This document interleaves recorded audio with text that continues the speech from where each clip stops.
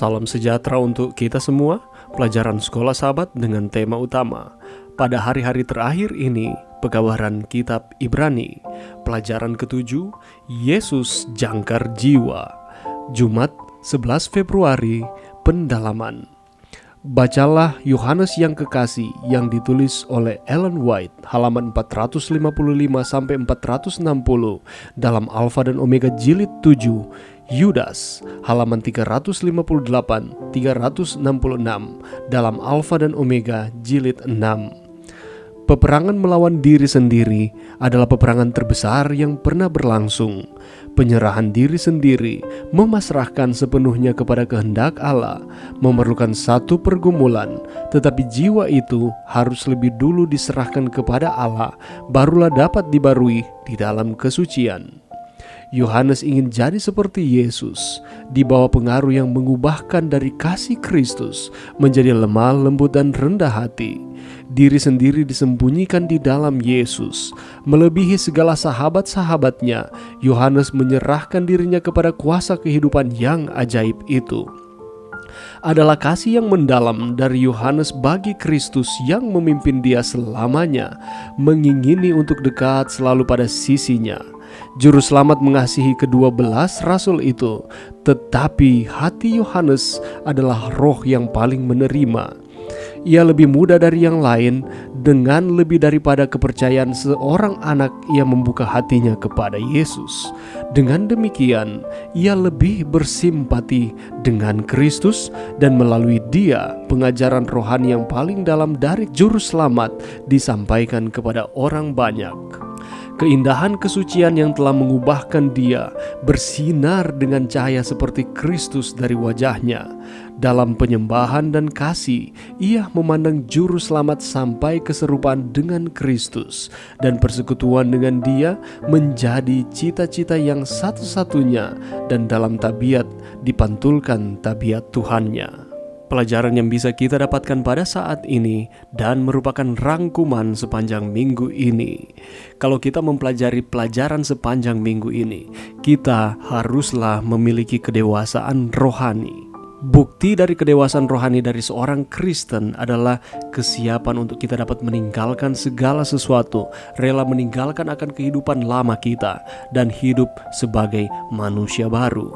Dan ini merupakan tindakan iman. Kita berani keluar dari zona nyaman kita selama ini yang membelenggu kita, dan kita berpaling kepada Tuhan.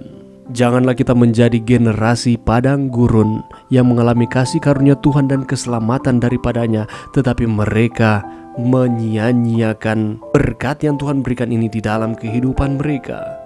Mereka mengecap firman yang baik. Allah terus menuntun mereka, tetapi mereka tidak dewasa di dalam kerohanian mereka.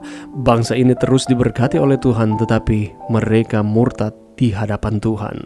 Kedewasaan rohani sangat dibutuhkan di dalam hubungan kita dengan Tuhan. Tetapi Allah dengan kasih-Nya yang tak terbatas terus mengundang kita. Apabila kita melupakan Tuhan dan berbalik kembali kepada jalan-jalan Tuhan, maka Tuhan akan mengampuni dan Tuhan akan memberikan kesempatan kepada kita. Asalkan janganlah kita terus-menerus menolak akan kasih karunia yang Tuhan berikan kepada kita, dengan kita terus melakukan akan kesalahan dan tidak mau berbalik kepada Tuhan. Karena kalau demikian, kita sama saja dengan menyalibkan lagi anak Allah. Tujuan hidup orang-orang Kristen adalah agar kita mengalami semacam kematian. Kecuali kita mengalami kematian terhadap diri sendiri, kita tidak dapat menerima kehidupan baru yang Tuhan ingin berikan kepada kita. Kita harus mematikan cara hidup lama kita dengan segala nafsu dan keinginan-keinginan daging kita, dengan pertolongan Tuhan kembali datang kepadanya. Marilah kita mengasihi Tuhan, dan ketika kita mengatakan kita mengasihi Tuhan, itu akan kelihatan dari cara kita memperlakukan sesama manusia. Tindakan luar biasa kita tidak mengungkapkan karakter sebenarnya dari kita sendiri. Dan bukti paling tepat dari kasih kepada Tuhan bukanlah sekedar tindakan religius saja atau tindakan-tindakan keagamaan kita, tapi lebih daripada itu, kita menunjukkan empati kepada sesama kita. Oleh karena Yesus telah menebus kita, keselamatan telah diberikan, dan kita harus bagikan keselamatan ini kepada setiap orang. Kita akan terus kuat di dalam Tuhan apabila jangkar iman kita terpaut kepada Kristus. Karena Tuhan kita adalah Tuhan yang selalu menepati janjinya. Dia tidak akan pernah berdusta. Dia terus akan mengarahkan akan kehidupan kita untuk terus setia kepadanya.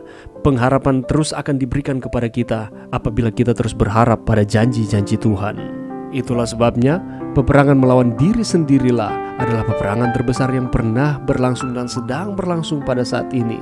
Penyerahan diri sendiri, memasrahkan sepenuhnya kepada kehendak Allah memerlukan satu pergumulan, tetapi jiwa kita ini harus lebih dulu diserahkan kepada Allah, barulah dapat diperbaharui di dalam kesucian kita.